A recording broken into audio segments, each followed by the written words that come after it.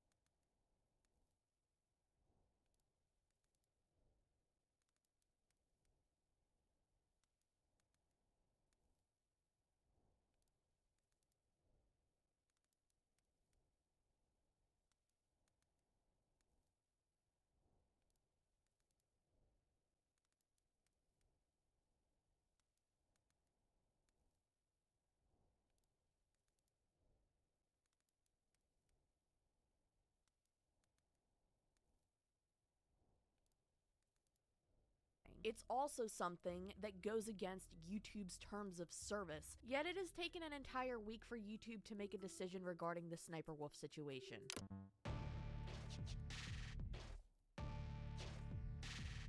Confirming Sniper Wolf has received a temporary monetization suspension per creator responsibility policies. Off-platform actions that put others' personal safety at risk, harm our community, and the behavior on both sides isn't what we want on YouTube. Hoping everyone helps move this conversation to a better place. This pissed off about 90% of the people who read this tweet, by the way. I personally do think that YouTube has favoritism in this situation with Sniper Wolf. I do think they are biased when it comes to Sniper Wolf, and that she gets preferential treatment. And I have mentioned my concerns, and I will later on again in this video as well, about YouTube potentially taking action against Jack's Films for making so many videos on Sniper Wolf. But this is worded in such a way that it sounds like him critiquing Sniper Wolf in YouTube videos is just as bad as her showing up to his house. I don't care about whether or not you disagree with Jack making several videos on Sniper Wolf critiquing her content. That doesn't mean that what she did to him was okay, and it shouldn't be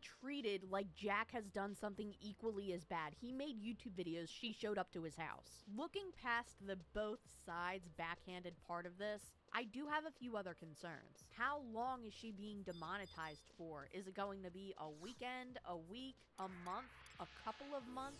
And while I personally don't believe I should be the person to determine what punishment Sniper Wolf could get by any means, I do think that just temporarily demonetizing her channel, again for a length of time that we do not know, doesn't seem like much of a punishment considering how much money she probably makes on YouTube. She's one of their top creators, so she will be fine financially for a while, especially if this situation is temporary. With the announcement of Sniper Wolf's temporary demonetization, there has been a little bit of concern, especially with people who have the vidIQ plugin, which is what I also have. When you want to find out if a channel or a video is demonetized through the vidIQ plugin, you can check through this little symbol right here. If it is gray, that means it's not monetized. If it's green, that means it is monetized. When it was first mentioned that Sniper Wolf's videos were going to be temporarily demonetized, immediately people went over to her videos. Her most recent video at the time was marked as demonetized, but they went to her previous videos, which still had a green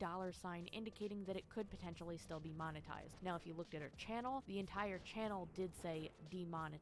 On top of that, people have also been pointing this out. A user on Twitter states, a user from the r/JacksFilms subreddit made note of how Sniper Wolf, I think they meant to say is, taking old videos from her main channel that is currently demonetized and putting them on a monetized alternative channel. Do you think this is ban evading? Right up to their eye.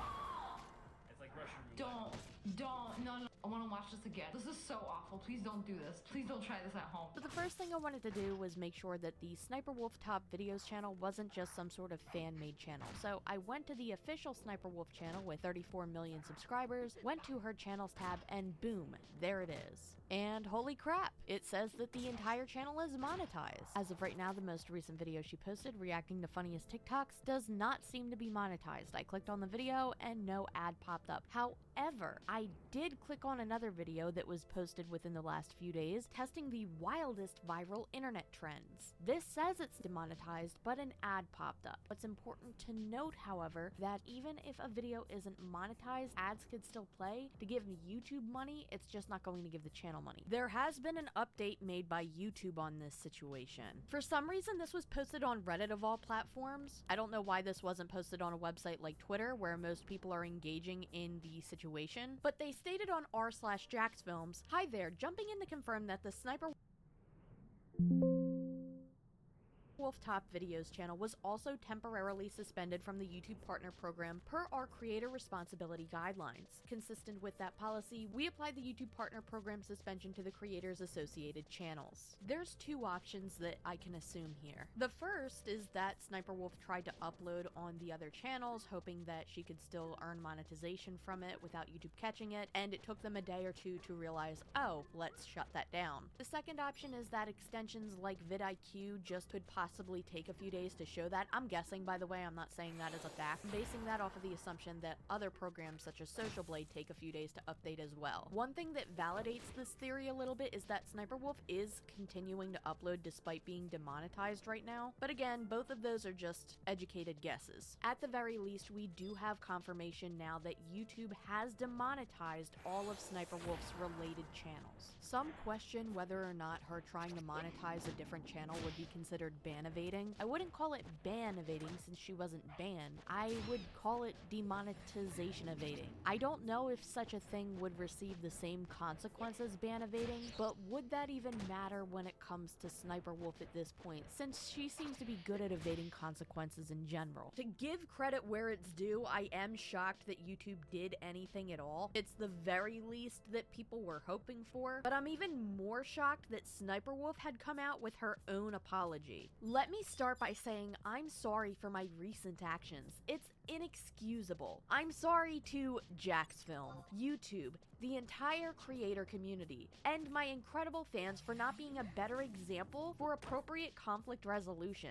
Jaxfilm, while we currently don't see eye to eye and have our differences, I am sorry for reacting the way that I did when I should have taken the opportunity to show young creators how adults and professionals resolve conflict by communicating directly, respectfully, and privately, not for views or content, but a meaningful example of how conflict should be solved. I will reach out directly and hope we can find some time to connect and communicate respectfully. I'd also like to thank YouTube for holding me accountable. I deserve it. Respect the decision and appreciate the opportunity to learn and grow from a true lapse in judgment. Oh no! I've made a severe and continuous lapse in my judgment. Oftentimes when somebody makes an apology online, they will get flooded with comments saying this isn't genuine, you don't mean it, even if they actually do. But in this circumstance, I 100% believe that this apology actually was insincere and was not something she wanted to do for two reasons. One, this was posted at the same time that YouTube had made their post on the situation after being silent for a week. And two, the amount of times that Sniper Wolf has doubled down and defended herself and played herself as the victim in this situation, there is no way that within a few days her entire demeanor changed and she somehow saw the light that she was wrong. While once again I cannot prove this, so it is speculation, it is my belief that she was forced to make this apology by YouTube or she would have faced even more consequences. I want to point something else out that worries me. We haven't heard anything from Jaxfilms over the past few days. Nothing on Twitter,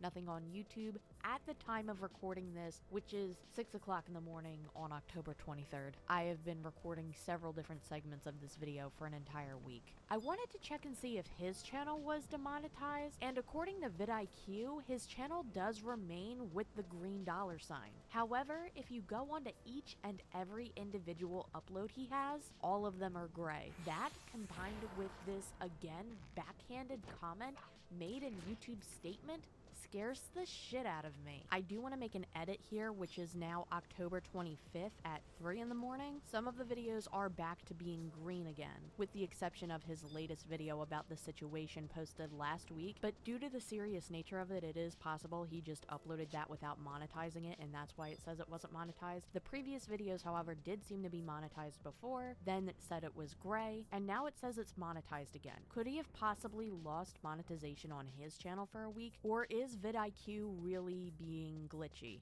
I genuinely hope that they did not end up punishing him for this situation as well. If they wanted to take action in this situation and penalize Jaxfilms for making too many videos on Sniper Wolf, it should have been before this situation even occurred, because now it seems like they're just punishing him for something that could have been entirely avoidable had their golden YouTuber never showed up to his fucking house. Again, since Jaxfilms hasn't made any statements as of yet, this is just speculation, but I'm worried. Not only would this set a very terrifying precedent for the situation unfolding right now, but what would that say for every single YouTuber who has ever spoken out about another creator or something going on the platform or anything in general? But before I get ahead of myself, let's check the Jaxfilms channel. Again, the channel itself has the green dollar sign, but so did the Sniper Wolf top videos, but you go to the most most recent video, and that $sign is gray. So again, similar to the Sniper Wolf top videos situation, there is an ad on this. That doesn't necessarily mean he's getting any revenue from it though, as we've discussed. Let's look at some more. If we're going off of vidIQ alone, this does not look good, but I will point out that I have seen more ads on these videos than I have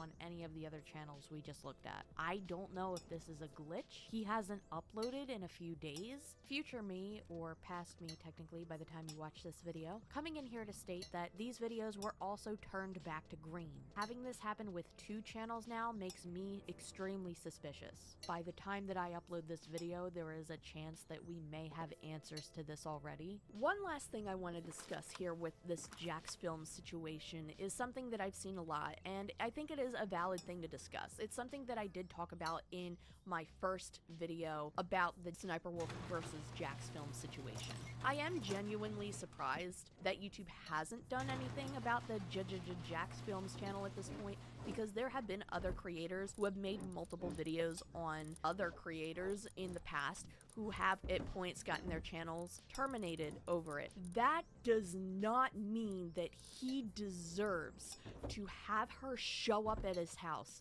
and make him feel unsafe and post his house to her millions of followers online. And what irritates me the most is that she tries to say no, she didn't dox him, and to accuse her of doing that is slander. Sniper Wolf, in my opinion, is a very vindictive and malicious person, especially when it comes to retaliation. If you really want to talk about slander, Sniper Wolf, let's talk about slander.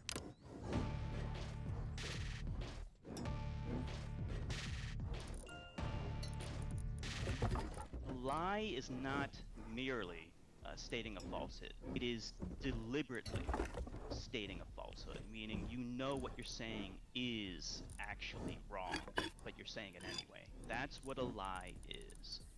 And she lied. The reason why I have talked about things in Sniper Wolf's past is to create a timeline and show you that the person she was years ago feels like the same person she is today. And with every new and continuing situation she finds herself in every few months, it just proves itself more and more and more, allegedly in my opinion. In my last video discussing the lawsuit between Sniper Wolf and her future ex-husband Evan, it was mentioned that Sniper Wolf had allegedly just been the face of the channel, while Evan, or Sausage, had allegedly been the one doing most of the hard work, including, back in the day, playing the video game footage where she would allegedly not be the one actually playing. Why this is so significant is because back then, she had gone after another creator named Girl Gone Gamer and claimed that Girl Gone Gamer was faking her own gameplay, and this caused Girl Gone Gamer's career to essentially go down the tubes. It was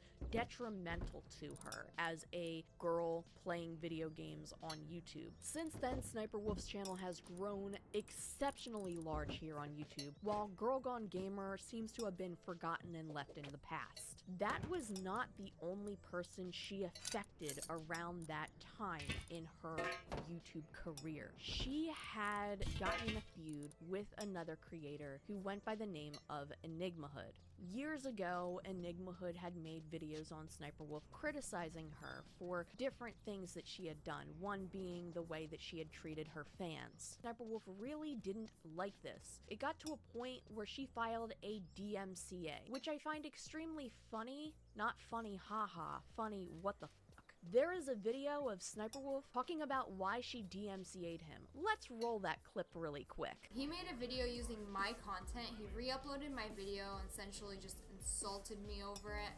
And I really don't like people using my content without permission, especially if it's in a negative way, but if it's in a positive way and you ask me first, it's fine, go for it. So I reported his video on YouTube for copyright, and he made another butthurt video saying I filed a false copyright claim and that he was entitled to use my content. Does anybody else see the irony here? She didn't want other people to upload her content without her permission. A couple of years ago, he re-uploaded one of my videos, and you can't just take somebody else's content and re-upload it and monetize it. So I filed the copyright claim with YouTube trying to take it down. The video that Enigmahood had done was done with fair use. Yes, he did share clips of Sniper Wolf's video in his video, but he provided commentary, his own opinions, and thoughts over it. Which, by the way, really quick, I do not agree with every single thing he said about Sniper Wolf. There are some things that I definitely do not condone, but at the end of the day, what he had said in this video that had gotten DMCA'd was fair use, and in order to appeal a DMCA on YouTube, you have to provide the person who filed the DMCA with your personal information, your name, your address, pretty much anything that's identifiable, because if they wanted to take it to court, they would need that information. This is also the same with copyright takedown requests. Enigma Hood claims that she filed a DMCA against him, while she claims that she reported him for copyright. In both situations, if you would like to appeal it, you would have to provide your information. Not only does Enigma Hood claim that Sniper Wolf doxed him with this information, she has also doc dropped me. Allegedly, we'll get into that later, but sometime after, she had also made a very, very serious accusation against Enigma Hood that has followed him up to the current day. This is something that has caused him harassment for years and years at this point. In a video titled My Biggest Hater, which is still up by the way and has 3.1 million views, Sniper Wolf claimed to the world that Enigma Hood was a registered sex offender. And in the copyright process, I got his real name, and of course I googled his name, and it turns out he is a registered sex offender. He is a registered sex offender. First of all, as many people, including Enigma Hood himself, have responded with, there is no such information when you look it up on Google. Many people have made videos talking about how there has been nothing on Google. Enigma Hood had responded, adamantly denying this accusation entirely. So SS Sniper Wolf has decided to slander my name by accusing me of being a sex offender. She has also doc dropped me and revealed my real name and my personal information, which her fanboys have been posting in her video in the comment section over and over again. She has done this before as well. I am seriously considering to sue her. Everything else she said in the video, I really couldn't care less about. It's laughably stupid. But accusing someone of being a sex offender is a criminal offense when you are deliberately lying to defame and slander someone's good name. This is not covered underneath the First Amendment. You are not allowed to accuse someone of a criminal offense and then paint them as a criminal, as a sex offender. One of the most odious and repugnant crimes in the world. It is also incredibly hypocritical that she accuses me of this repugnant, awful crime when she herself is a convicted felon who was arrested for armed robbery. I was never arrested once in my entire life. Not once. He's a long-time hater. It's alright. Long time hater. I have average access to the internet. I am an average person who does my best to research as much as I possibly can. I have searched every database that I can think of. I have spent hours trying to find anything that could indicate that what Sniper Wolf said here was true. I tried to search not just Google, but databases, files, everything possible. I have found nothing. I wanted to add in that even while editing this video, I am still actively searching for any information that can indicate that anything that Sniper Wolf had said about Enigma Hood is true or not. The reason for me doing this is because of how heavy an accusation like this is. I'm trying to go over this situation as seriously and carefully that I possibly can. At this current point in time, there is no evidence whatsoever to prove that what Sniper Wolf said was true. No registry, no arrest records, no court records. We have Enigma Hood himself adamantly denying this accusation, and sorry for the spoiler, but filing a lawsuit over this. More on that in a moment. Not only that, but during the time that this was really circulating, people have come out with their own videos stating that they also could not find any evidence of what Sniper Wolf said to be true. It's based upon my investigation into this, and I have ways to check on things that you guys don't. There's no evidence, reasonable or otherwise, that was to say your skill has increased. Was anything what she said. Absolutely not. He has nothing in his. There's nothing. There's nothing on him. It's clean. He said that he was a registered sex offender, quote unquote. Her words, not mine. You go watch the video and tell me I'm wrong. Upon further investigation on the National Register for Sexual Offenders by the Department of Justice, there is no such name. Your skill has increased. Of this person.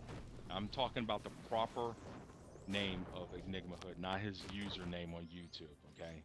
Before you even hit me up in the comments.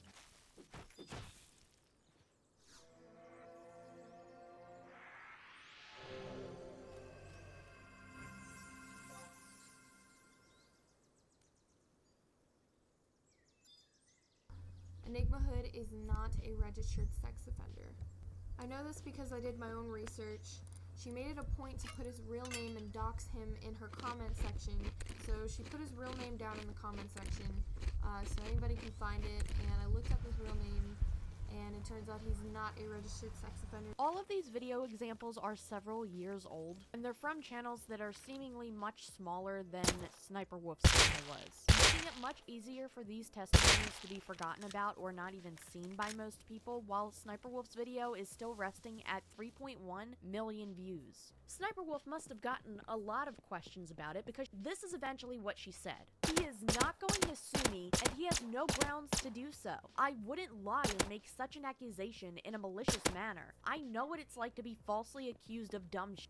When I looked him up 2 to 3 years ago, he was on a registered sex offender list, and there was other stuff. Now that stuff is removed, and you cannot find it. Doesn't mean it didn't happen. It's possible and very easy to have it removed. I wouldn't lie and just say something like this. That's terrible. Now, at first glance of this statement, it might seem pretty easy to believe what she's saying, though I do find her wording interesting because instead of saying, I didn't lie, she said, I wouldn't lie. But even without looking too deeply into the wording of her statement, she mentions that 2 to 3 years prior to making this video, she looked him up and found that he was on a sex offender registry, and that since then it has been completely removed and it's really easy to do so. Here's the thing, while researching for the part of this video that discusses her getting arrested, it was really hard to find any information about either time that she got arrested other than her mugshots and the videos discussing it. As somebody who is not a lawyer, I am under the assumption that the process of getting your criminal record removed from the internet might be different depending on which state you live in, and also depending on the type of crime you commit.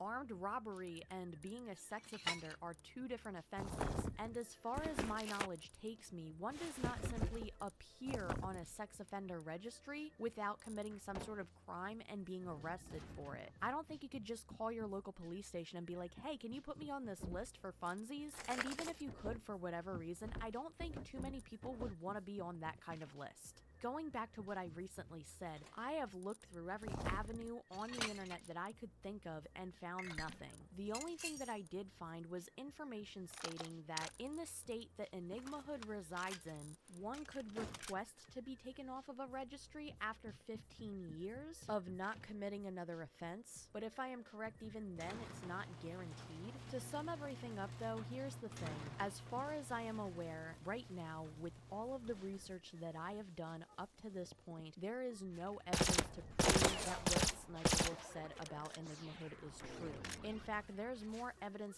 leaning against her than for her claims. The only quote from her comment that really sticks to me is her saying that just because you can't find anything about this online, Your skill has doesn't increased. mean it didn't happen. Technically, she is correct here, but from everything that I have seen, again, as of right now, it seems very unlikely. And for her to make such horrific accusations against another person without giving a shred of evidence to her audience to support this is very irresponsible and extremely damaging, which is why Enigma Hood filed a lawsuit against her for this. In the lawsuit that he filed against Sniper Wolf, he talked about how she had falsely accused him of being a sex offender. The links were shared showing that Sniper Wolf had doxed him, allegedly. Unfortunately, these were Google Plus links, and when you try to search them up, it just brings you to a blank page now because Google Plus isn't a thing anymore. There is one more thing regarding the doxing accusations that I want to bring to light. While it may be hard to prove without a shadow of a doubt that Sniper Wolf did dox Enigma Hood back when she made this video, due to the fact that the Google Plus links no longer work, and finding the comments on those videos that Enigma Hood claimed had his dox in them would be like finding a needle in a haystack, especially due to how long ago this video was made, there is one thing that stands out to me. Let's go back to some of those video clips I showed a few moments ago. Some of those who've made videos about this situation years ago when it was first relevant mentioned looking his name up for themselves. And where did they find his name? They claimed they found his name in the comment section of her video. She made it a point to put his real name and dox him in her comment section, so she put his real name down in the comment section so anybody can find it. We all were told what his real name is. So she made a point to make sure that happened. She put his real name and real information out in the comment section on that YouTube channel. To be fair, these are still claims, but I find it interesting that multiple people have stated that they have seen these comments aside from Enigma Hood himself. What's really infuriating about this though is that this ended up getting dismissed, not because Enigma Hood couldn't prove she had lied. The reason that it was actually dismissed, and I may have been wrong about this in my first video if I mentioned it, was because Sniper Wolf made her video and it was able to be viewed worldwide, and it wasn't meant to be directed towards anybody in the state that he resided in. Defamation lawsuits are extremely hard to win. Even with all of the information, many people trying to side with Enigma Hood and claim that no, they never found anything that has shown him to be on any type of registry. Even with that, she still has this video up with over 3 million views calling him a registered sex offender, and people have relentlessly harassed him. In some of his videos, some of her fans were even telling him to end his life. Prior to making this accusation, she also stated that Enigma Hood was criticizing her for favoriting a tweet that was really racist towards him. She denied doing that, but there are screenshots of it. He made a video calling me a racist because he thinks I favorited a tweet. And again, that sounds like something a little girl would do. One of my subscribers tweeted him, insulting him, and I guess I had something racist in it. And he thought I favorited it. When I went back and looked up the tweet, I had never favorited it in the first place, so I'm not sure what happened right there, and I don't know why he was so mad. And the reason I point that out is not because she just favorited a tweet from like 10 years ago, but it shows that she is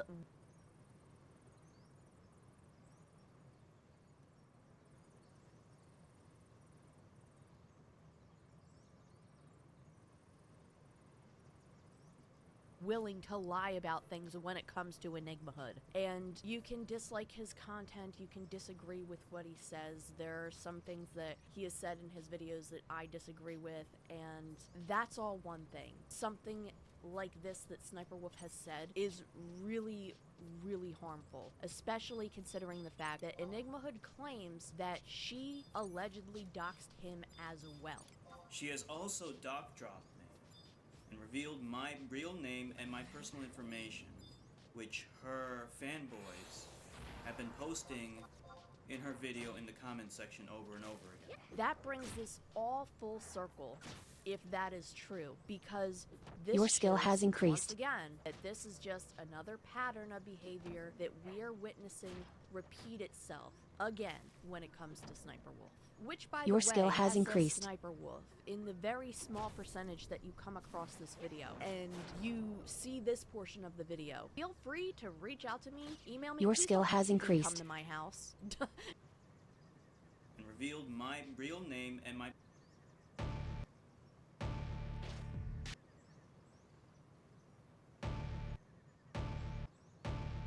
posting in her video in the comment section over and over again.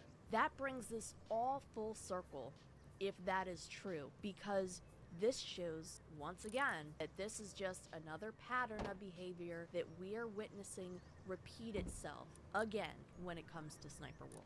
Which, by the way, SS Sniper Wolf, in the very small percentage that you come across this video and you see this portion of the video, feel free to reach out to me, email me. Please don't come to my house. Don't do that, you will regret it. If you adamantly believe what you said was true in that situation and you have evidence to back it up, send me an email, because I am willing to listen and get to the bottom of that situation. But wait, Tamimi, it gets worse. I know, it always gets worse. That's like the slogan of this channel at this point. It gets worse.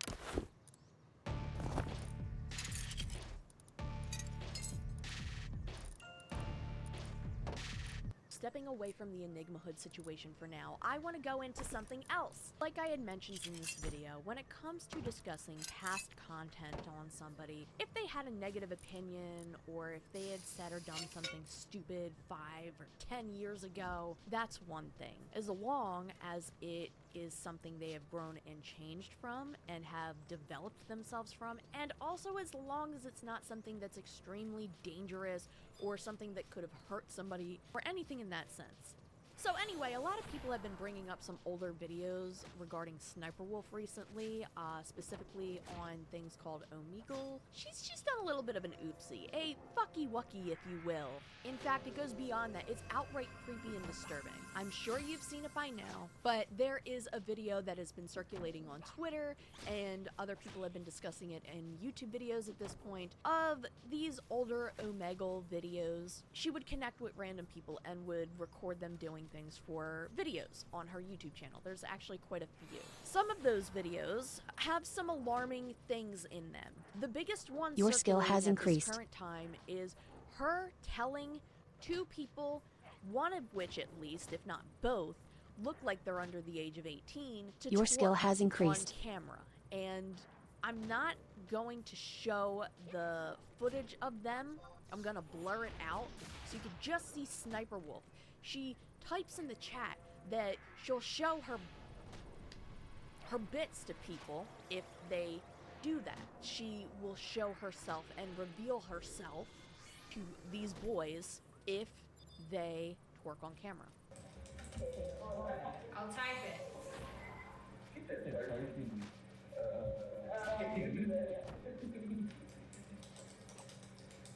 Come on.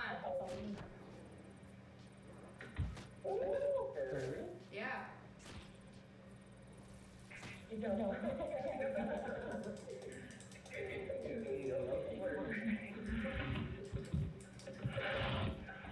Yeah, let's go. Come on. No, come on, let's do it. Yeah. Oh, yeah. That's awesome. Yeah. Let's get the little guy, too. I wanted to see the little guy. Come on. Both of you. Just twerk together. Oh, I can't see. Move the camera. Just a little bit. I couldn't see.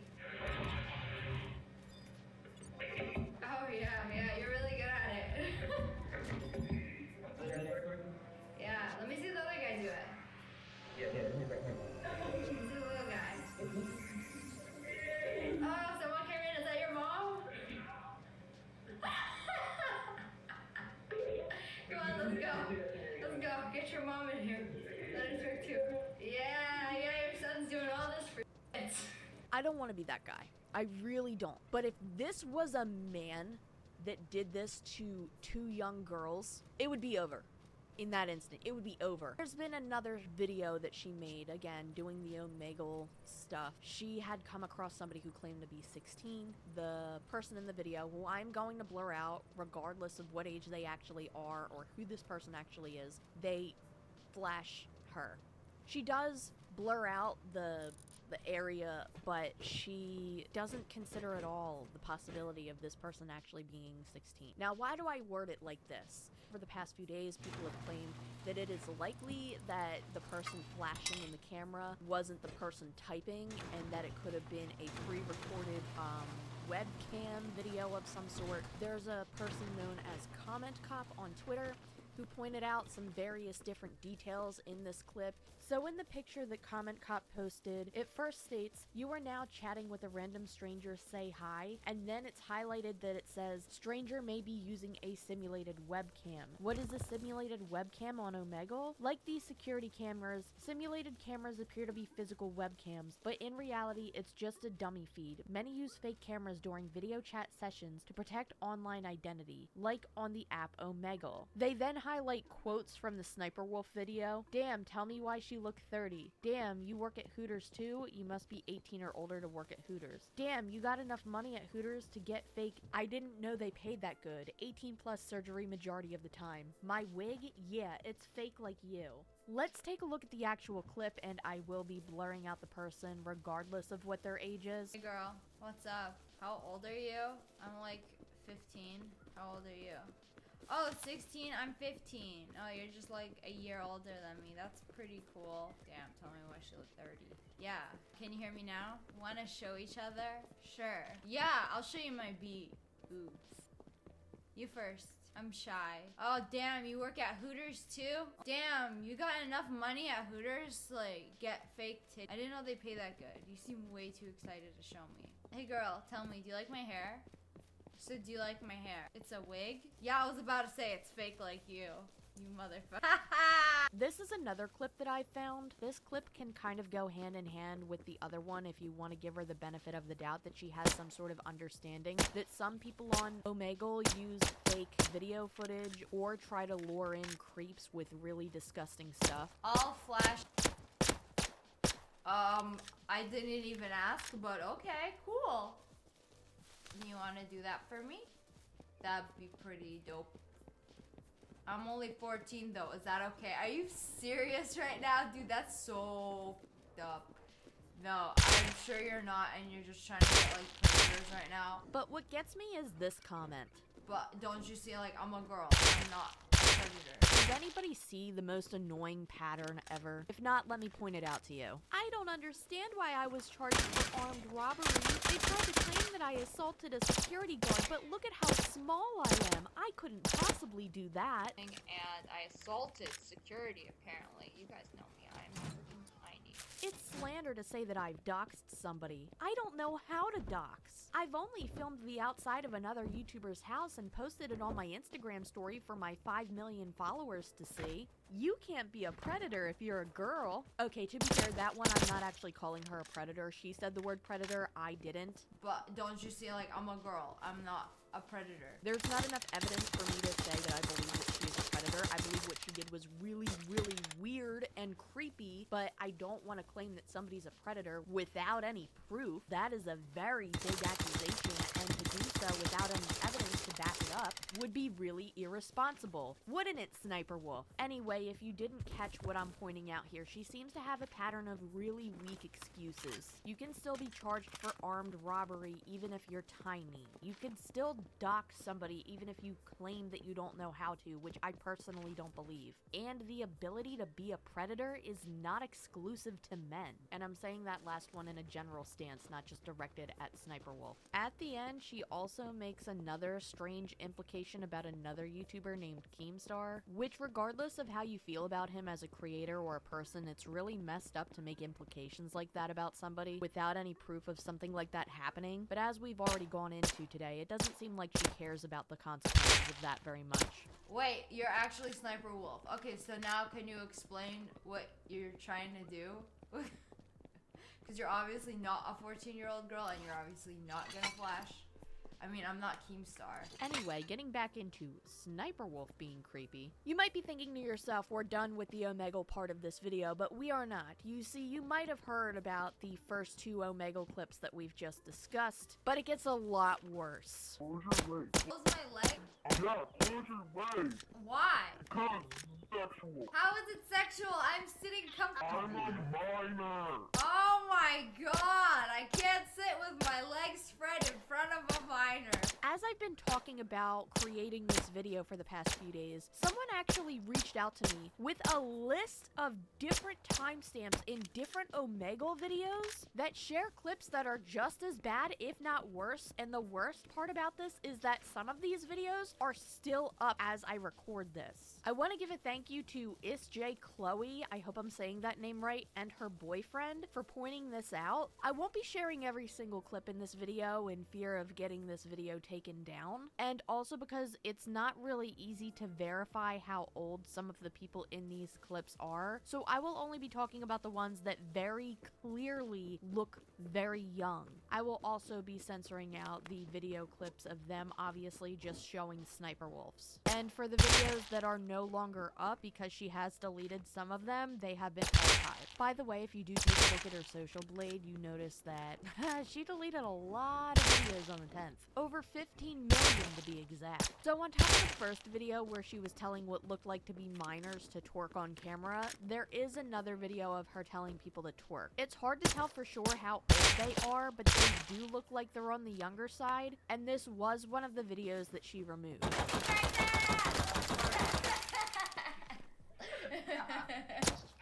There is another clip from a video that she removed. I'm not even going to be able to blur this out. I'm not going to show that clip at all, only Sniper Wolf's reaction and what is seen on text. Showing a girl that flashes the camera, and the girl does appear to be very young. Again, it's hard to tell exactly how old she is, but she doesn't look like she's over 18 in my opinion. Those are some tig old biddies. In fact, this happened again in a different video, and in the different video, this person looked even younger. I want to clarify, just for the sake of discussing this, in neither video do you actually see any bare skin. The first video was censored out, and the second video, she was clothed, but it was very provocative, and it makes me sick to my stomach, especially with Leah doing this. You better. Hey. Look at me. Look at me and do it back to me. Yeah, I want to get naked. Let's get naked right now. Ooh! Also to note, these two clips did not have that same message that the one video did. This is what the text said for both of them. You are now chatting with a random stranger. Say hi. You both like lesbian.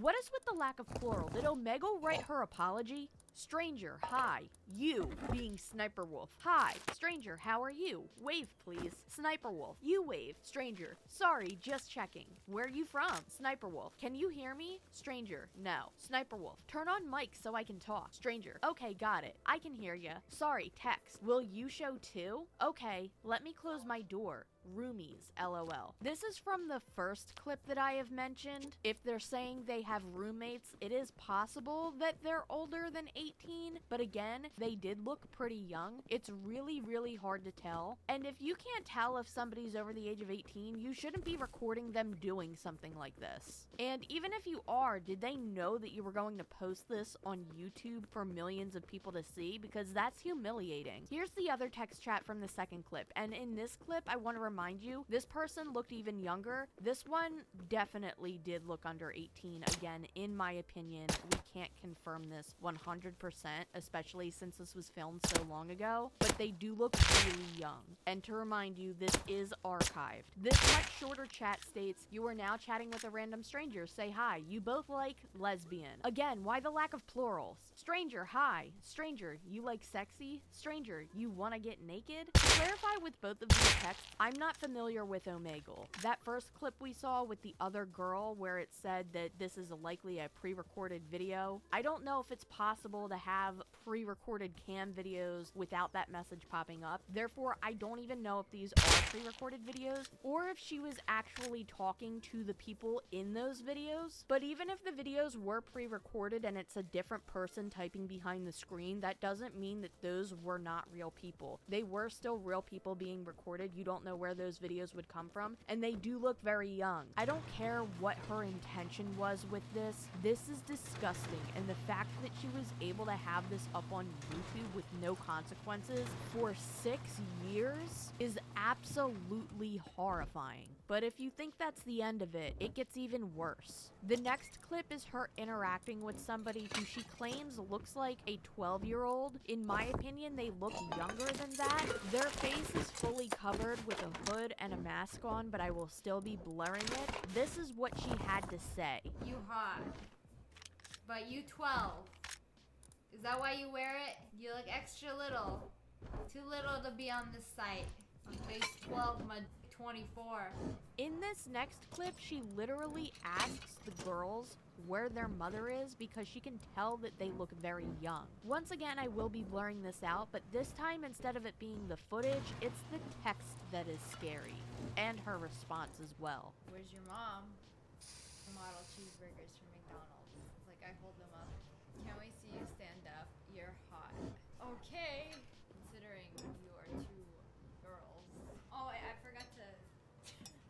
I went to the bathroom and I didn't. I'm like, no way two 15-year-olds would talk to me like that, but I don't think they're 15. She does say in no way do I think two 15-year-olds would talk to me like that, but I don't think they were 15. I'm like, no way two 15-year-olds would talk to me like that, but I don't think they're 15.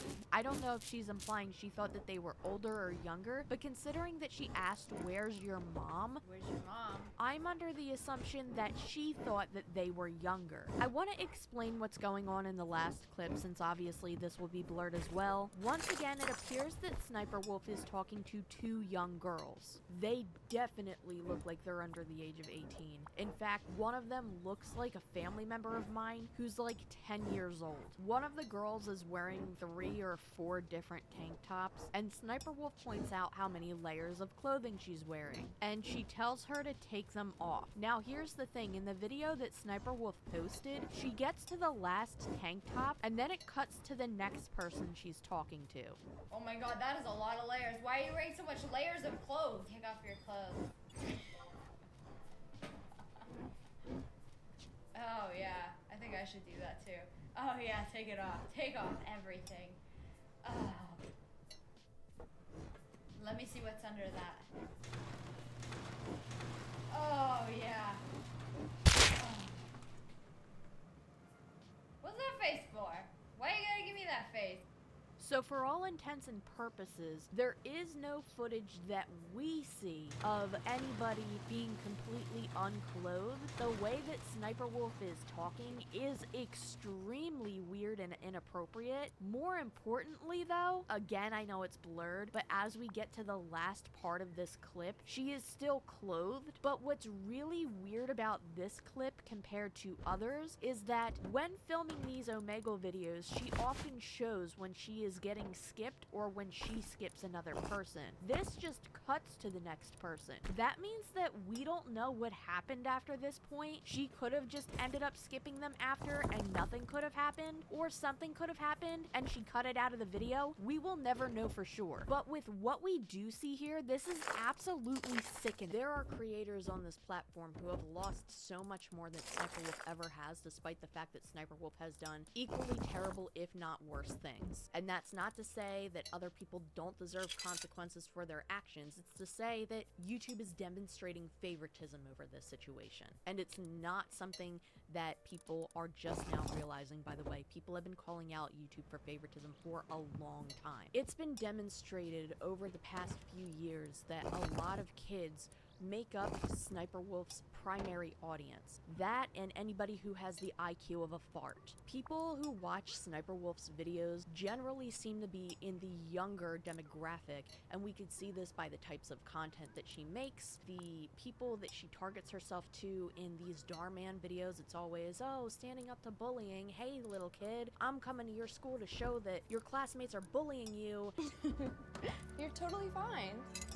I saw a TikTok video about you, and I felt super bad. So why should somebody have an audience that has a majority of young people following her while she does like this? And I know that this is something that happened years ago, but this breaks that bracket of, oh, well, she said something or she did something that maybe she doesn't agree with anymore. This is creepy, this is disgusting, this is reprehensible, and this is something that nobody should ever be doing. That is disgusting. You told a person who very much resembles a child that you would show your breasts to them if they twerked for you. She said, I want to see the little guy do it. The f*** is wrong with you? Yeah, let me see the other guy do it. Yeah, let me break my ball. Let's see the little guy.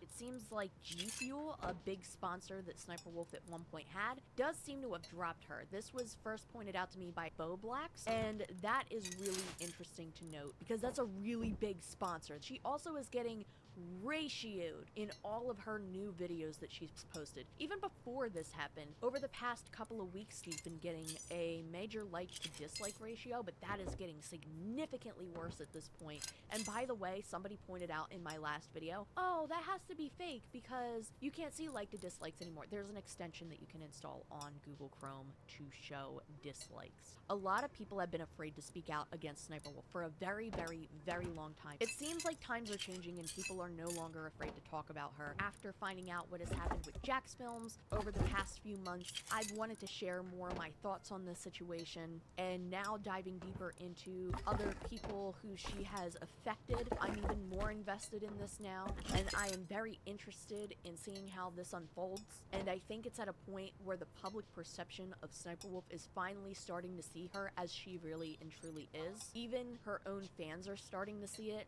as Social Blade reports that she had lost 100,000 subscribers in one single day. So people are starting to notice. Over this past week, so many creators have spoken out against Sniper Wolf. So many have been talking about everything, and I really think it's stuff that needs to be heard. I think it's stuff that needs to be discussed. I appreciate others talking about this, and I hope that it sends a message to YouTube that other creators are not okay with this happening. To any Sniper Wolf fan who is still, for some reason, commenting on my videos, trying to defend her, I'm sorry that she's done reprehensible things to several other creators and made people's lives miserable, and just all around isn't a good person and has shown zero growth over the years for it. But people like her need to be discussed. If not to get any consequence to her, to at least show others how not to act, what not to do, how not to treat others on YouTube. This is why it's important to talk about her. And it's about time that people who have smaller platforms than her finally be heard. Every time I think I am done with this video, something else happens. I'm tired of this, Grandpa! That's too damn bad! 4 hours ago, Sniper Wolf made a post on her Instagram and on her YouTube community tab that states as follows. Please remember that in spite of our differences, different opinions, mistakes, we all struggle to do the best we can, and nobody is unaffected by hate, insecurity, and the pain it causes. I'm taking a step back, reflecting, learning, turning off comments for a bit, and focusing on my own mental health. That has been on a steep decline in the past year. Videos have been extremely difficult to film the past few months, so thank you for being patient with me. You never know what struggles people are going through, so please be kind, and please try to remember I am human and have feelings just like you. The purpose of me creating this video is to spread awareness and shed light on this situation because I find it to be a huge injustice to another creator, and it's something that bothers me. But with that being said, of course, I do not condone anybody sending or spreading any type of hate or harassment to any parties that are discussed. Part of me wants to empathize with the fact that she probably is dealing with a rough time right now. She is a huge Your skill has increased. Scandal, and with that comes a lot of backlash, and amongst that backlash is probably some pretty nasty comments sprinkled in there. And like I just said, I don't condone any hate or harassment. That does not excuse her from the criticism she receives for what she had done to Jack's film. She had put his safety and his life in jeopardy. I'm not trying to sound dramatic either. For a creator of any size, this is something that is extremely scary and could be nightmare fuel to have another person show up to their house and then share their location for their millions of followers to see. It's not even that Sniper Wolf herself could have done something, it's the fact that now any one of her followers that have seen that could possibly do something as well. Not only that, but there are so many things she has done over the years that has caused lots of hatred towards other creators from her own fan base.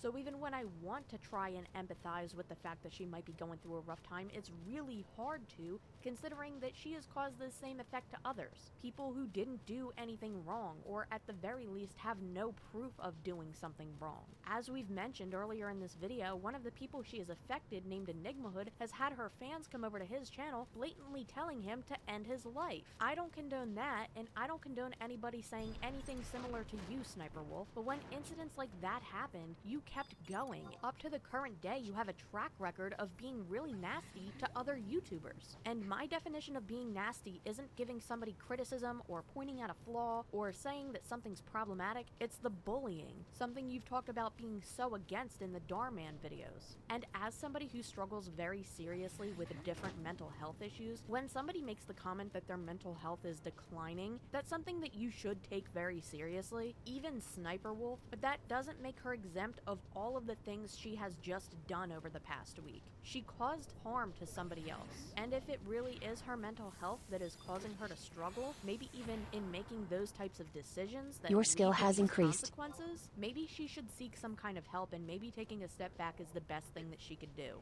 So once again, I will say, I do not condone bullying, harassment, Your skill has going increased. over to somebody's page and saying really nasty things to them, telling them to end their lives or anything like that. And if you are somebody who enjoys any of the content that I make, including this video, I ask you to please not go and do that. With that being said, I'm also not going to turn a blind eye to everything we have mentioned in this video, because there are so many reasons why this is important to discuss, involving the safety of other creators, the right to share criticism and discuss situations that might be troubling, including YouTube's blatant favoritism, also including her disturbing Omegle videos, which by the way, if anybody else tried to pull this card after that, oh boy, as well as all of the other things we have shared today. Sniper Wolf, being one of YouTube's largest creators, should come with a large responsibility, a responsibility that she seems to have neglected. So despite this post, I still don't think she is a good person or had good intentions throughout this situation, but that's just my opinion. And just because I have that opinion doesn't mean I think it's okay to go and send her any harassment or hate. I just want to say that one more time. I am sincerely disappointed in YouTube's response to this entire situation. I genuinely hope that Jax Films can find a way to take a legal route in this situation, because I personally view this as just a slap on the wrist for Sniper Wolf. She is one of YouTube's top creators. If she wanted to, she could probably retire right now and not have to worry about another day in her life financially. Well, unless that lawsuit does go through, and then maybe she will. But even with that, I highly doubt that she's going to have to worry too much about being temporarily demonetized. Which, by the way, I find the wording for this to be so soft on YouTube, because any other time that a creator messes up and gets demonetized, they don't add the word temporarily in it. They just say, this person's been demonetized, they had X, Y, and Z privileges stripped away, and the way that they usually word it sounds indefinite. And for some creators, it's for doing something far less severe than what Sniper Wolf has done. While some are happy that this consequence has been taken, and trust me, I am happy that some sort of consequence has happened, I feel like our expectations are set at such a low standard because we obviously see how favored Sniper Wolf is compared to other YouTubers on the platform. This also creates a lot of new concerns for other creators here on this platform. The first being, especially with the way that this tweet was written, it sounds like if you're one of the elite creators on YouTube, someone who is big enough to get favored treatment, you can get away with pretty much anything you want, even with putting others' lives in danger. YouTube having favorite creators is not a new situation. This is something that people have been upset about for many, many years, but this is the most blatant example of it. On top of that, with the wording of this tweet, people should be concerned because the way that this is written sounds like it's saying you should probably watch out if you talk about a creator too much, especially if it's someone like Sniper Wolf. The fact that they are willing to put Jax Films videos on the same level as Sniper Wolf, showing up to his house and putting himself and his wife in danger, makes me really concerned to think about what the higher ranking people at YouTube think about people who try to bring awareness to certain subjects. And by the way, no, I don't think that people making 30, 40, 50, 100, 200 videos on one particular person is good or healthy, but this was the one situation where it seemed at least a little bit reasonable because Jax Films had a goal to try and get the creators in Sniper Wolf's video the proper credit, and he wanted to bring this to YouTube's attention because it was a clear problem that they are not doing anything to fix. To remind you, he doesn't have a problem with Sniper Wolf making reaction videos. He has a problem with her not being transformative in those reaction videos, which is a misuse of fair use. There is a lot of concern when it comes to everything involving this situation, and I don't think this is the last we're going to hear about it. Whew.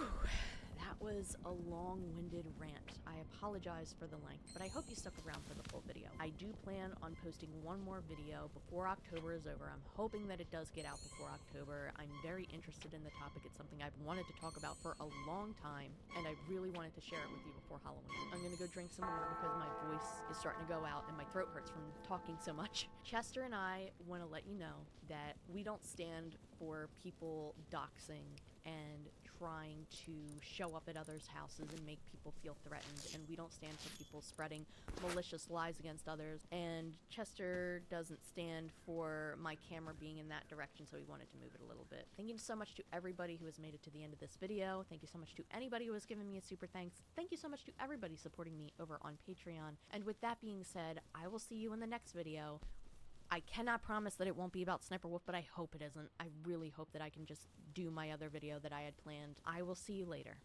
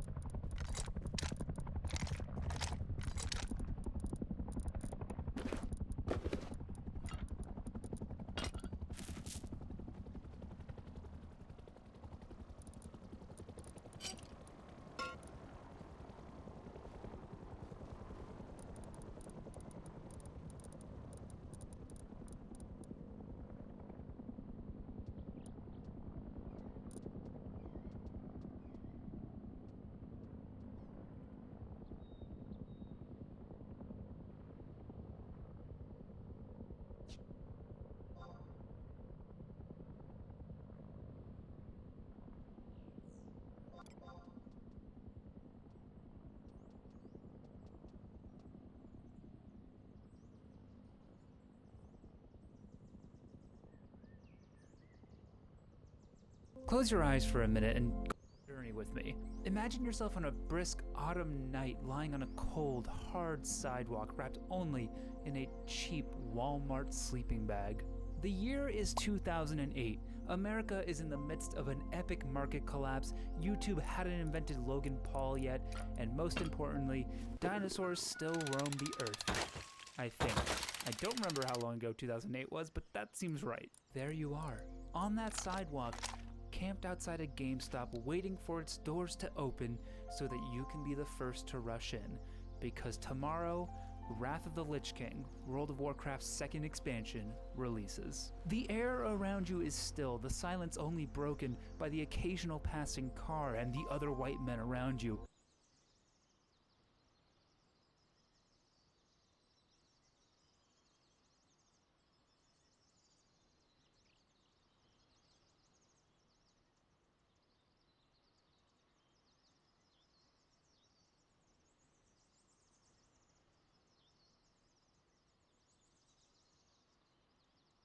Yelling about which class is best and saying a racial slur if anyone plays a ret paladin.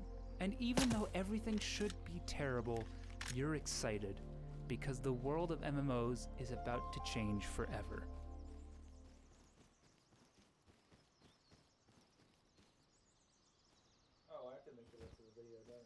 At this point, World of Warcraft was already the biggest MMO by far.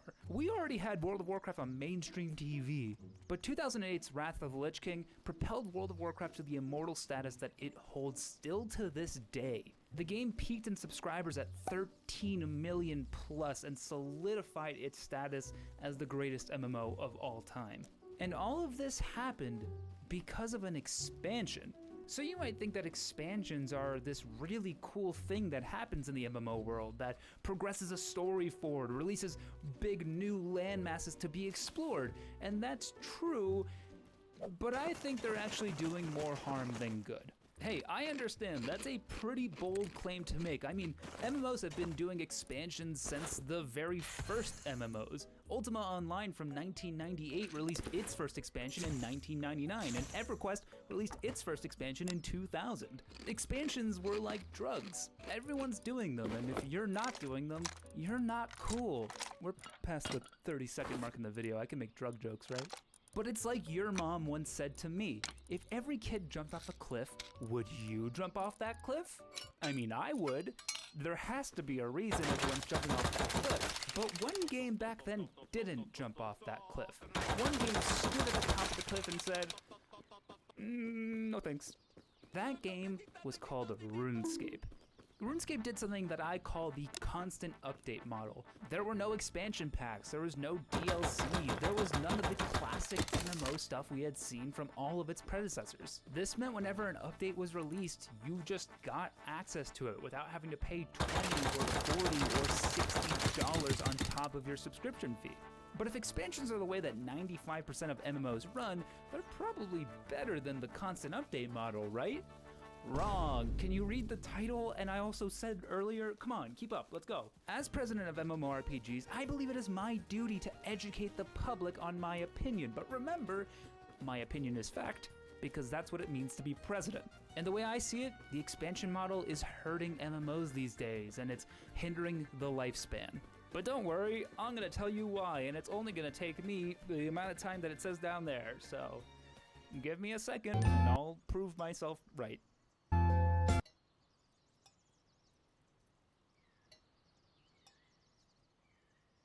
To make this video,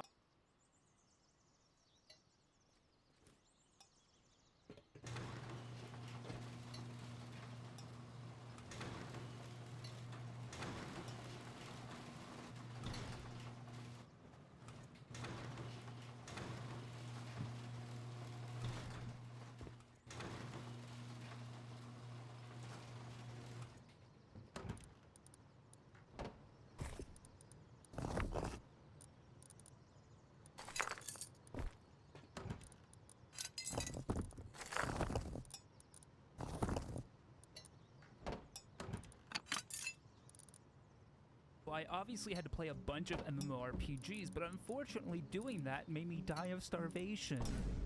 And that's because I'm too lazy to cook. Oh, what's this package? A Factor 75 package? Today's sponsor? Yes! Factor is perfect for people like me who want to be healthy but just can't find the time to cook. With Factor, you can skip the extra trip to the grocery store and the chopping, prepping, and cleaning up too. But you still get all the flavor and nutritional quality you need. Factor's fresh, never frozen meals are ready in just 2 minutes, so all you have to do is heat and enjoy. You can choose from 35 plus weekly flavor-packed meals that promote a healthy lifestyle and meet your meal preferences. I personally decided to try this black pepper and sage pork chop, and let me tell you, if I had a sense of smell, it would have smelled great. And trust me when I say you are not sacrificing flavor when making these meals.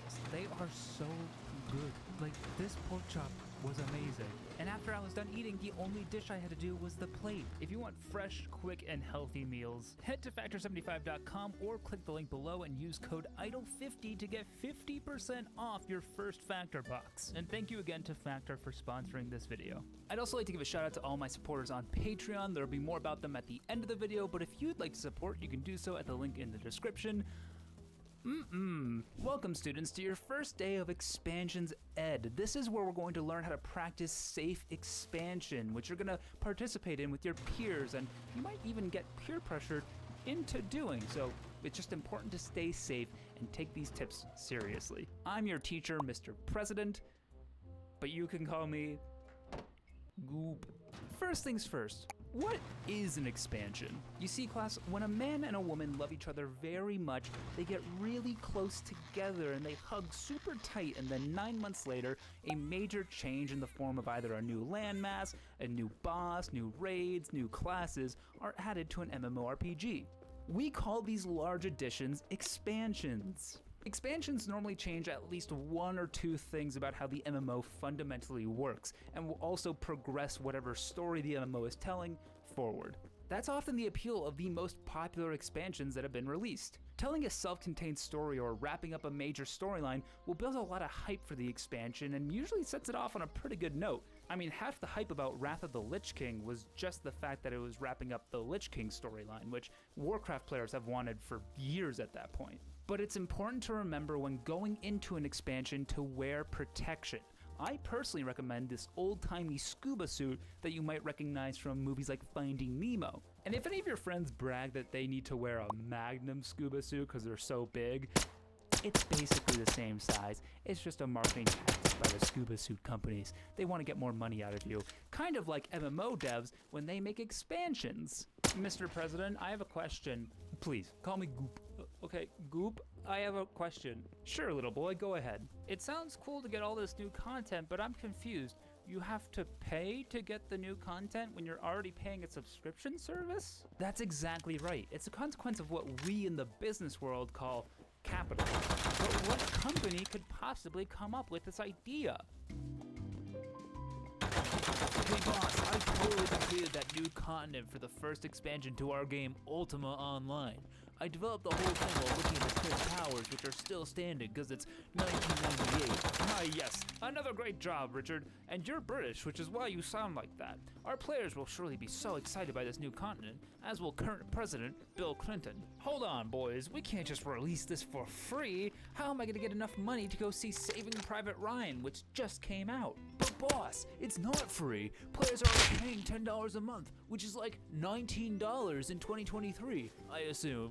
Well, I suppose we can make players buy the expansion on top of the existing subscription fee. I like the way you think. Now I'm off to go listen to the #1 song on the Billboard charts 1 week by the Bare Naked Ladies. Well, hold on now. Here's another idea while we're cooking. What if we offered players items and experience in exchange for real-world money? They'd be like transactions on a smaller level. We'd have to come up with a name for it, of course. Now that's just a step too far for Electronic Arts. We're a leading game publisher. We would never stoop so low. Despite the added cost, MMO fans still love expansions, and I can totally understand why. Large content updates coming all at once are so exciting for an MMO, and they can really reignite that passion that players have for the game. I mean, I know so many World of Warcraft players who don't actively play the game on a daily basis, but when there's a new expansion, they'll buy it on release day and play it for a solid few weeks. That's just the kind of hype that a new expansion can generate for an MMO. Yes, these videos of people rushing into GameStop to get Wrath of the Lich King are a little bit funny, but they're also really great memories for those people. Everyone rushing to buy the game and then log in at the same time and exploring it all together is what MMOs are kind of about. So when a good expansion is released, there really is nothing better. But that's the kicker. When a good expansion is released. There are a lot of bad expansions that have been released in the 20 plus years of MMO's history. And when you're making large sweeping changes to a world that people love, if you don't do a good job, you're going to make a lot of people very angry, and it can be hard to undo those changes. That's why it's important that MMO devs who are designing an expansion be very careful when touching existing content or overhauling existing systems. This kind of stuff requires a delicate touch, a bit of finesse, like surgery, where you want to make sure you cut just the right parts and add just the right little bits. I don't know how surgery works. I'm not a surgeon, despite these fingers. I think a great example of this delicate touch to existing content comes in the form of World of Warcraft Cataclysm, where a fucking dragon ends the entire world and scars the land, irreparably damaging all the places players knew and loved.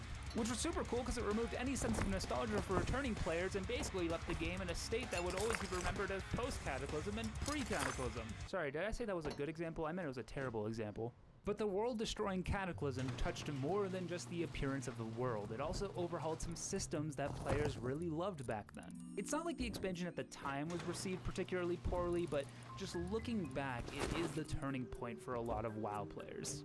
But hey, to be fair, a lot of other games have released bad expansions too, so let's take a look at some of those. If I mention an MMORPG or expansion that you really love, I'm sorry, but these kind of seem stinky to me.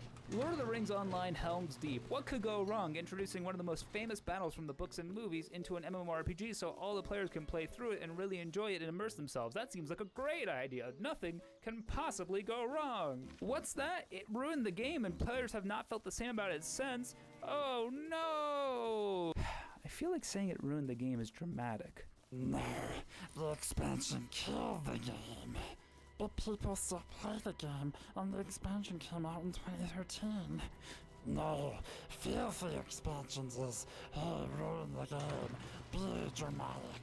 But the Battle of Helm's Deep was still fun to play through. The expansion had microtransactions, you must make fun of it.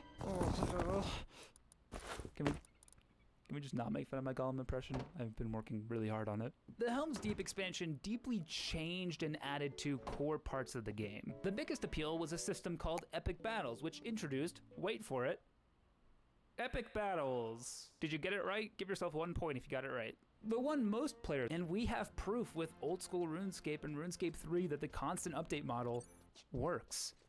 My light went out. So if you're an MMO developer, like, I don't know, Blizzard, maybe if you release a classic version of your game, don't just rerun expansions, but consider making updates to the version everyone likes. Maybe. Just an idea.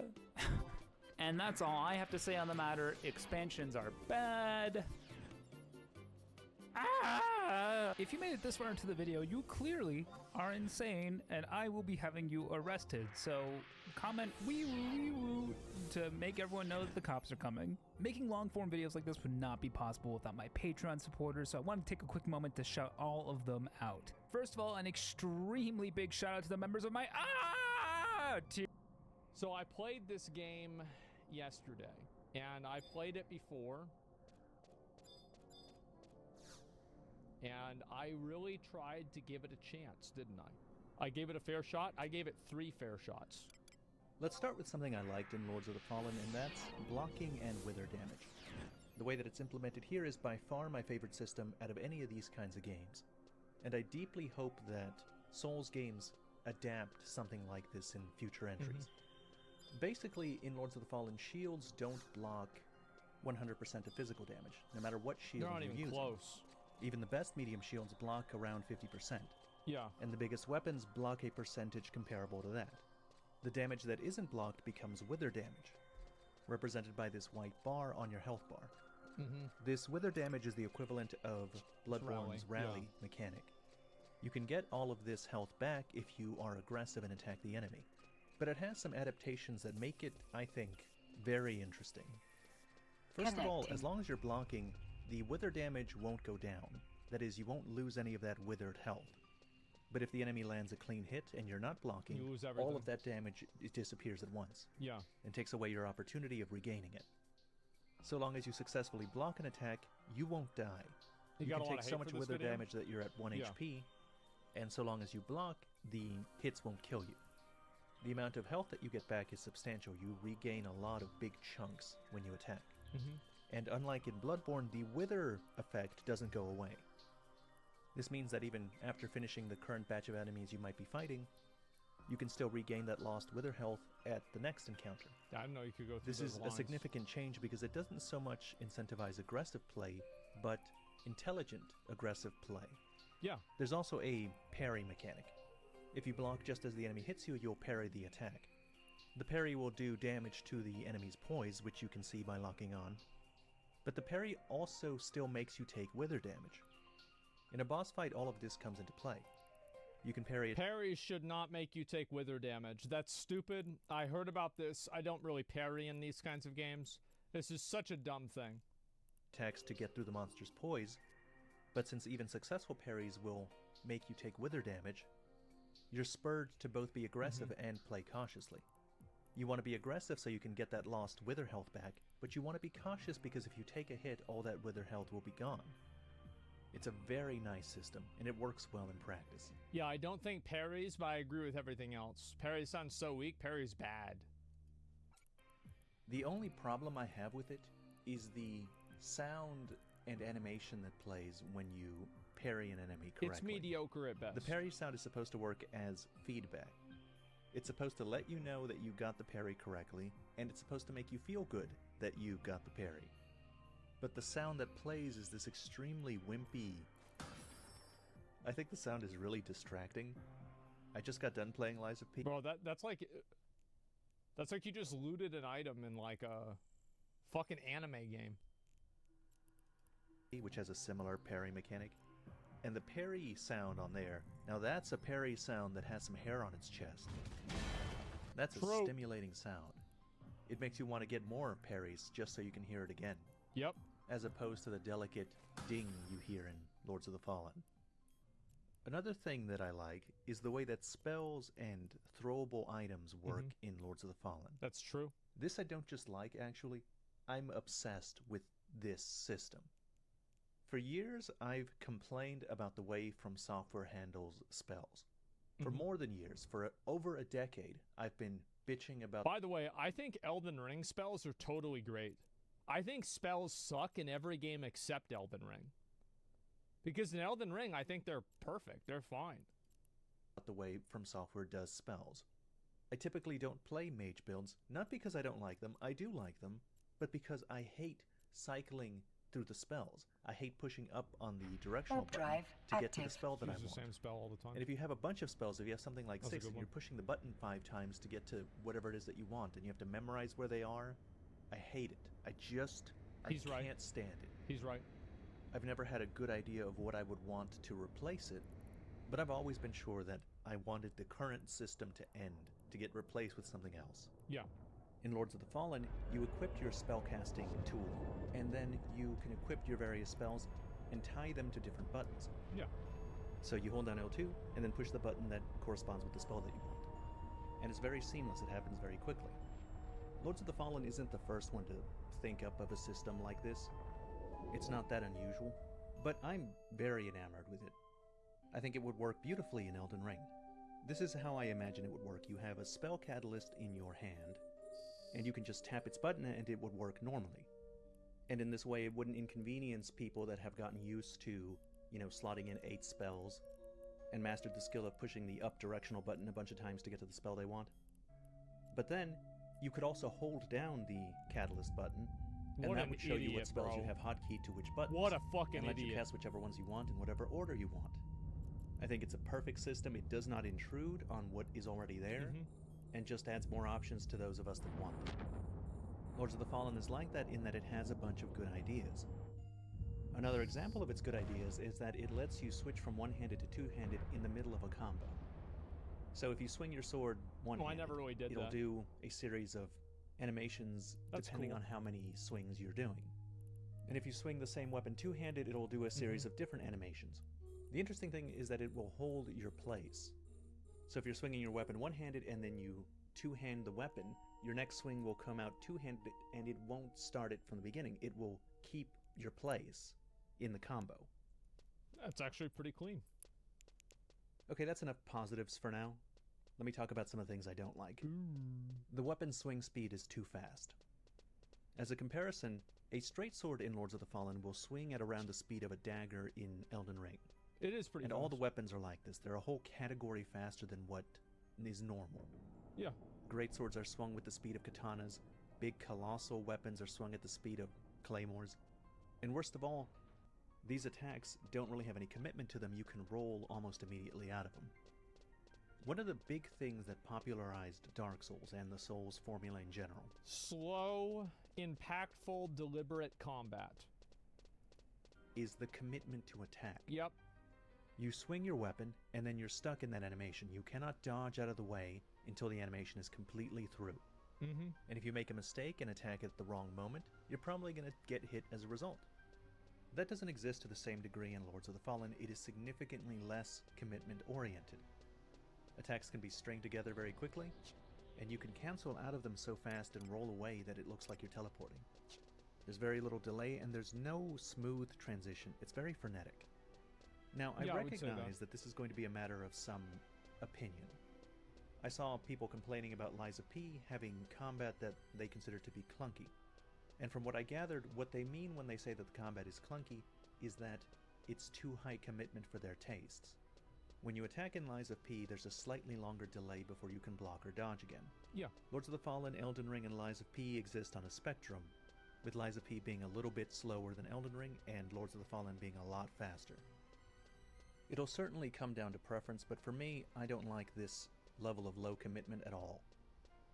I think the combat is so manic it approaches hack and slash territory, which isn't territory I want to be in. And it might be part of the reason why other aspects of the game are so bad. It might be negatively affecting them. For example, the levels have a huge amount of these worthless mob enemies everywhere. Yep. They're fucking annoying. There's a million dick suckers that are after you, and they're trying to hit you, and they're gonna go after you. You turn around, there's two.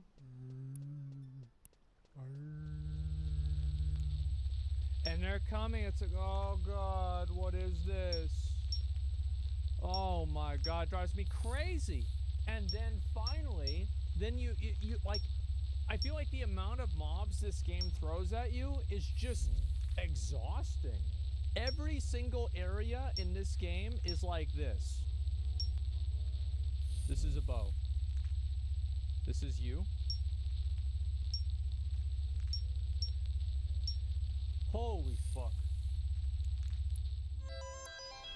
Holy fuck. How many of these are there? And the dogs, yes, it's just there's so many of these fucking things, literally the whole game. And there's another dog. Oh, there's a dog here, yeah. And then he jumps down. And and also, by the way, he does fire. And then you get past it and there's no bonfire. 5 legs? No, the last one's the tail. They often just feel endless. Yes. I have to assume one of the reasons that they chose to put this many enemies in a level is because of the incredibly fast attack speed. You swing very fast, and the weapons for some reason have incredible forward momentum. You're teleporting like two... How many of you guys have played this game, attacked a monster, and in doing so, your character threw itself off the edge? It's garbage. It's just fucking annoying. It's annoying garbage. 2 feet in front of you every time you swing. So traversing a level has you clearing tons and tons of these enemies, and they're not hard. They're rarely ever hard, but there's a lot of them. And even though there's a lot of them... Yep, there it is. See, he's trying to hit one mob, and then you've got that little fucking dog from the back trying to get you. They don't vary very much. You very often see the exact same enemies, with occasionally you'll get a new enemy type, and that is usually an enemy type that was previously a boss, and the only change will be that its HP is bloated.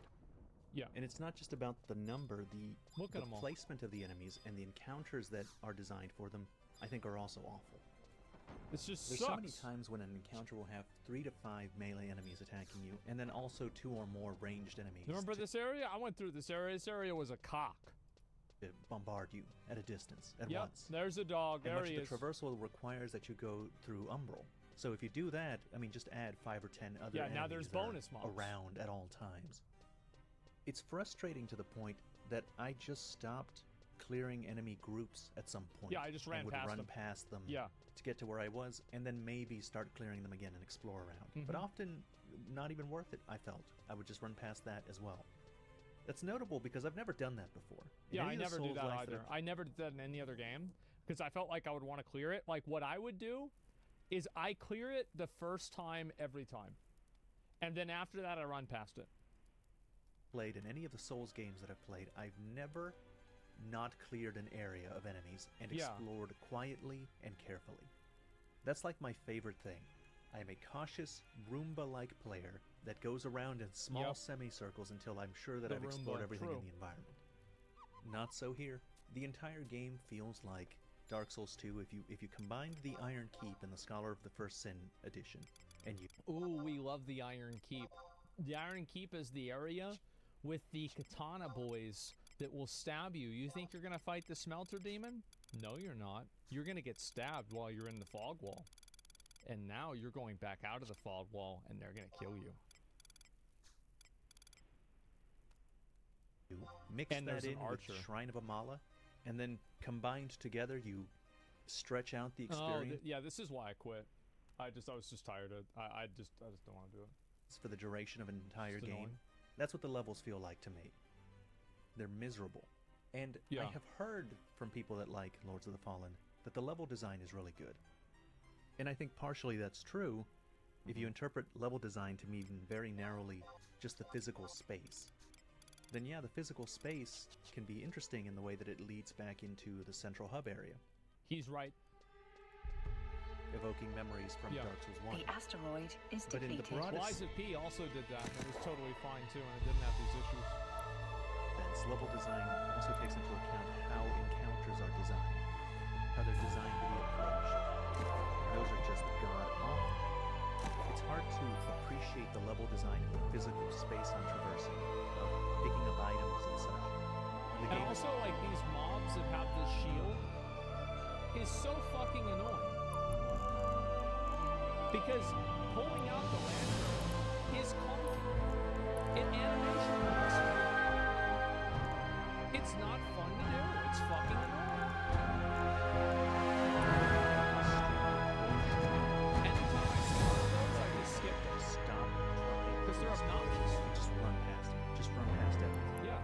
And that's not the feeling that good level design is supposed to evoke Exactly. in your players. Yeah, how's it going? Past everything. I also just hate how it looks. I don't have the talent to paint an articulate picture of what is anything I don't like about the visuals. But I think a lot of the areas are made as hard-to-looking.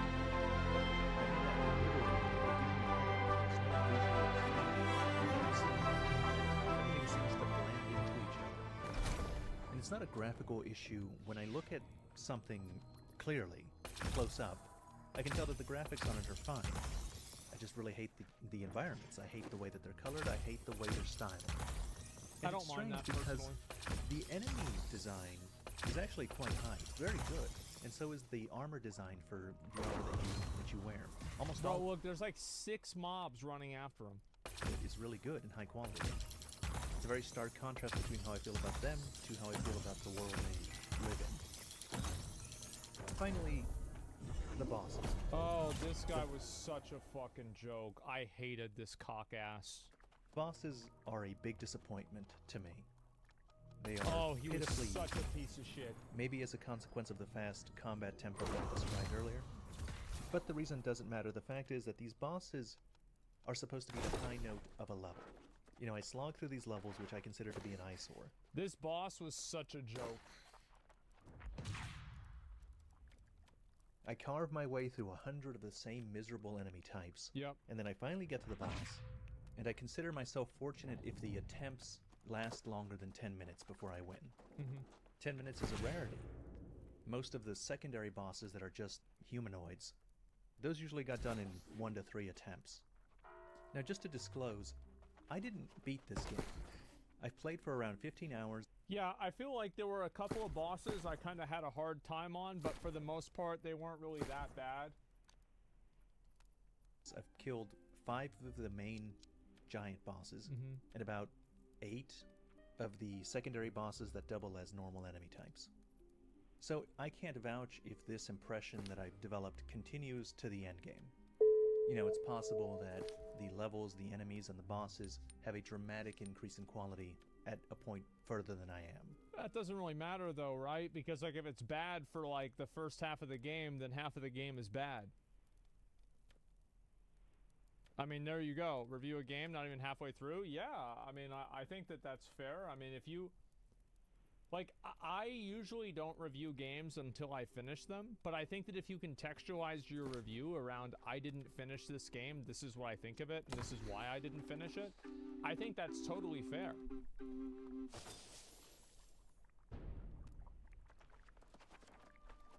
But I don't think I need to fully... I didn't beat it, just explains everything, to be honest. The game's not for him. It's a polarizing game. I thought it was great. What do you think that I didn't beat it doesn't... What do you think I didn't beat it explains? Whenever you say explains everything, what do you mean by that? Nobody cares, just move on? Well, no, I want to see the, I want to see the point he's trying to make. Oh, wow, I got pulled up, yo. Yeah, what do you... Yeah, okay, yeah, hi. Yeah, you got pulled up. What do you mean by it explains everything that he didn't beat it? What do you mean by that? That he didn't like it? So do you think that if he had beat the game, he would have liked it? Like, if he had beat the game, even despite not enjoying it at this point, do you think he would have liked it? I'm not interested in explaining my 2 cents beyond that, really.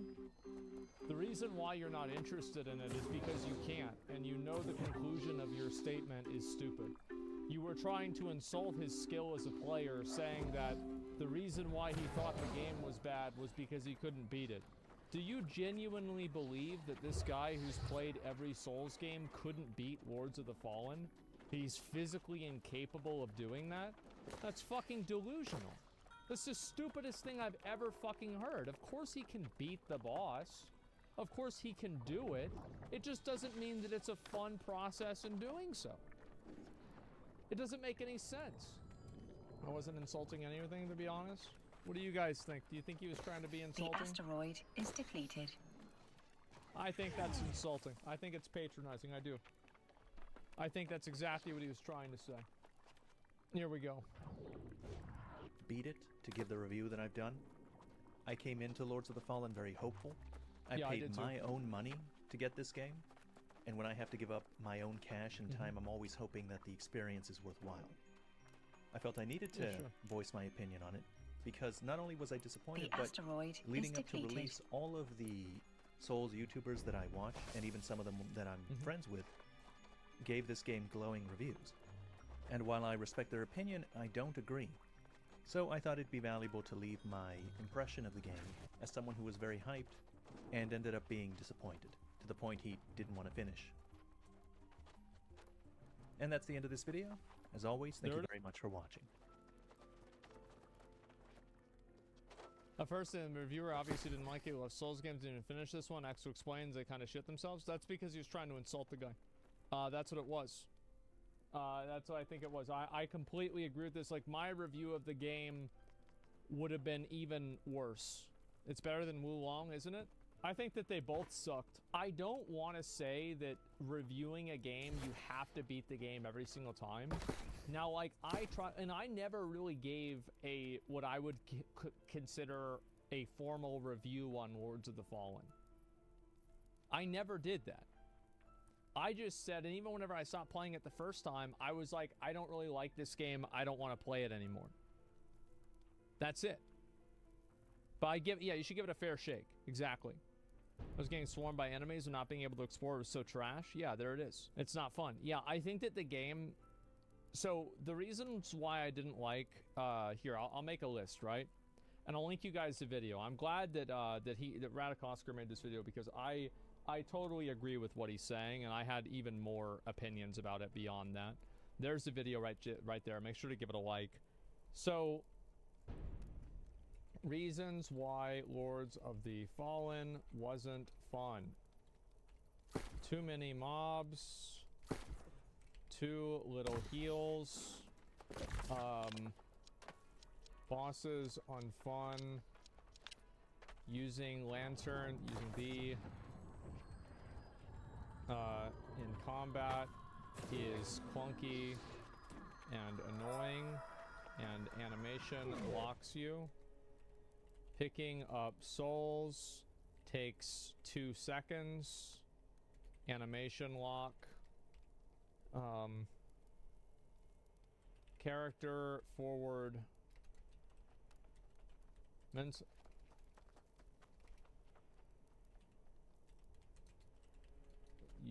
Throws you off cliffs regularly. Bonfire placement too infrequent.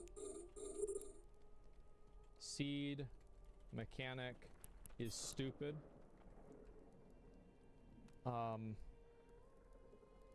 Let's see.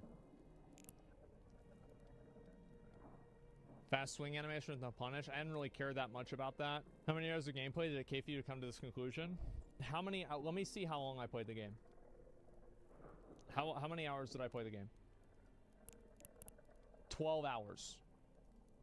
I put 12 hours into the game. Yeah. Jumping mechanics are stupid in games with a conditional jump.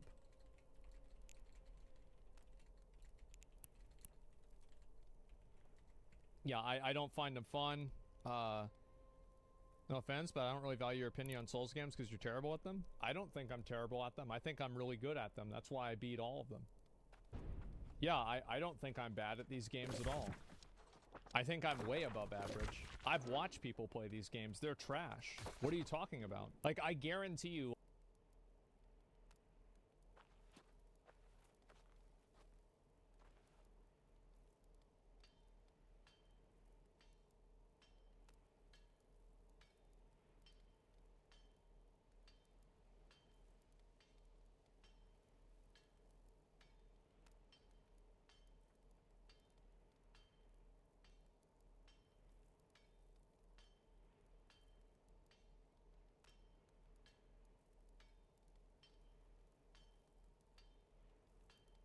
Like, if I got a chance to watch you play the game, everybody would be laughing at how shitty you are. Guaranteed. Like, I know that obviously it's easy to say that and criticize and talk shit whenever nobody can watch you play the game.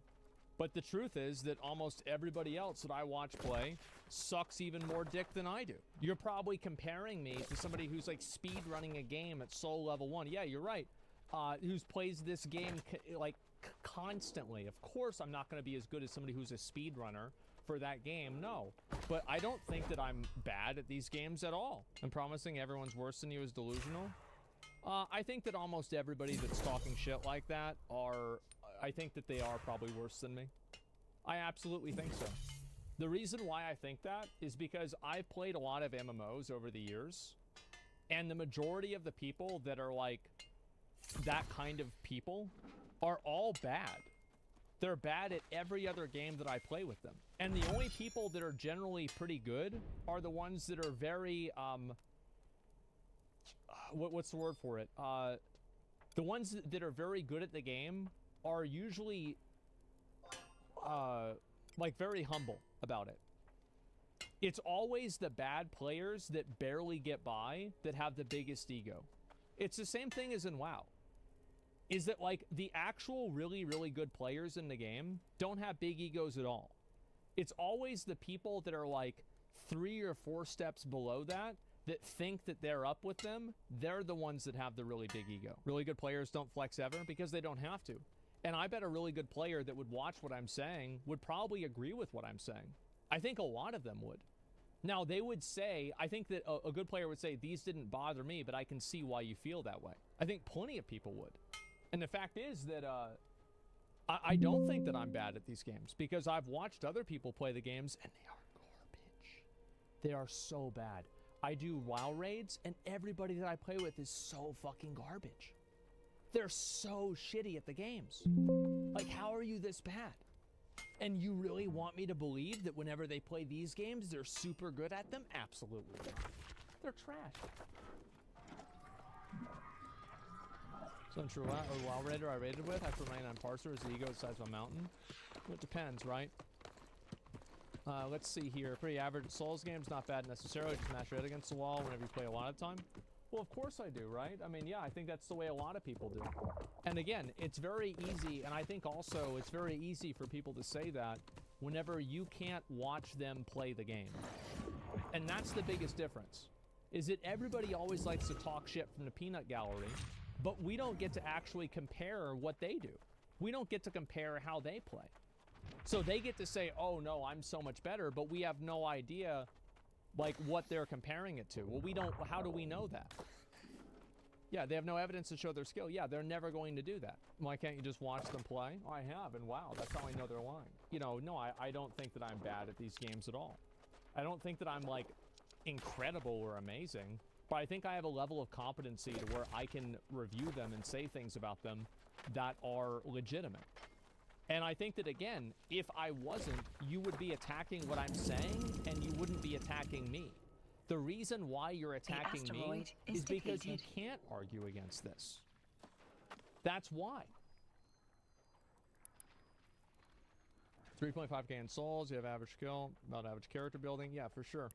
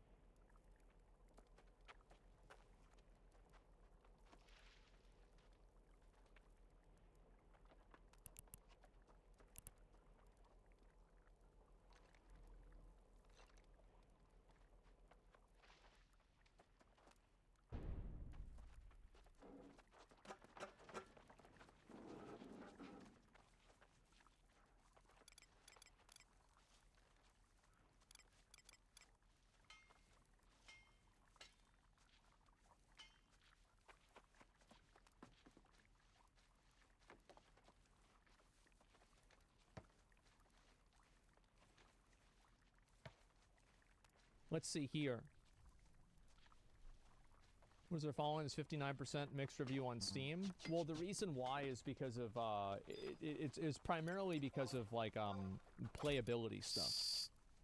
You don't need to be good at the game to establish a baseline of good versus bad. Exactly. Yeah, it's that simple. Okay. So somebody is upset because there are a lot of, apparently, dick riders in chat.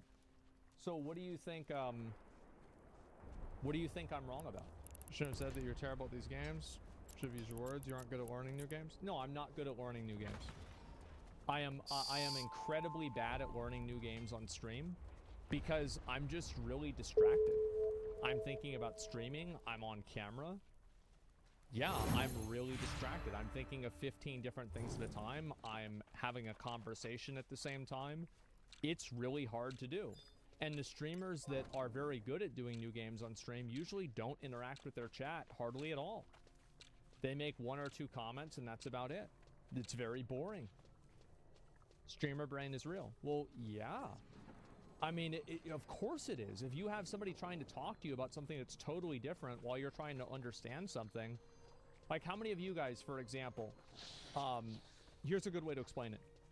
Whenever you get close to somewhere and you're trying to figure out where you need to park or like where you need to be whenever you pull up somewhere, you turn down the radio. You scared them off. Yeah, there it is. Everybody does that. My point exactly. People focus a lot on being good at the game, and I think that people dick ride themselves so much about being good at a video game that they would rather be good at a bad video game than not be good at a good video game. That's generally the way that people think. Because all of people's criticism of anybody complaining about whether it was this game or like any of these other games, it's always about a personal attack. It's always about, oh, well, you're just not good at the game, and if you were better at the game, you would understand that it's fun. This is ridiculous.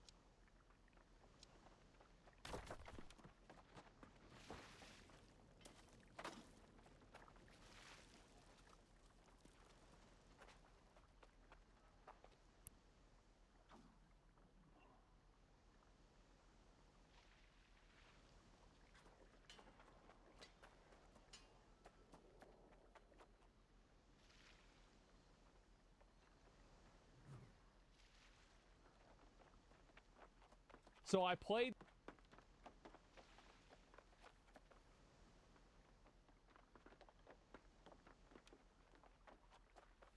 New expansion leaked. So this is the new, this is the new WoW. It's fake. You guys think this is fake? It's a pretty damn good fake if it is. Yeah, I mean, it looks real to be honest. Yeah, it does. What the fuck is Avaloran? I don't know. Like, what do you guys even want to see happen in WoW? Like, I don't even know what I want the next expansion to be. The total reset? Yeah, I feel like they need to reset it somehow. Like, I don't even know what the hell this is gonna be. Like, I don't know. Like, it looks really, really interesting. It looks real. Like, it definitely looks real. I mean, no matter what it is, I'm gonna fucking play it. You guys know that. But, like, damn.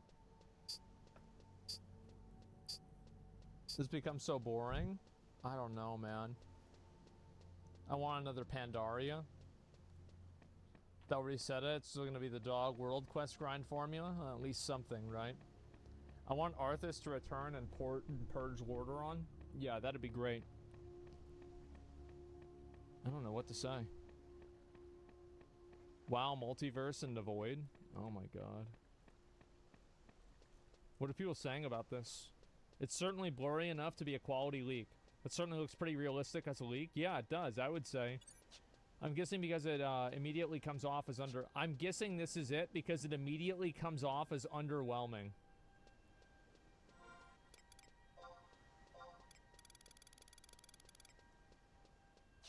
Jesus. That is brutal.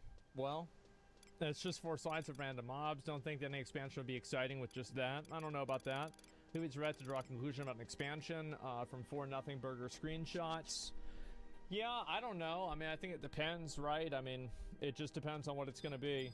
Let's see here. It's at, I'm going to be like, oh, the same 4 zones. Hot, cold, forest, and plains. For sure. It's a damn good fake if it isn't legit. The zones don't seem super unique. Yeah, that's why I think it could be real. Yeah, why does this look the same as every other expansion intro? Because WoW has become the most formulaic game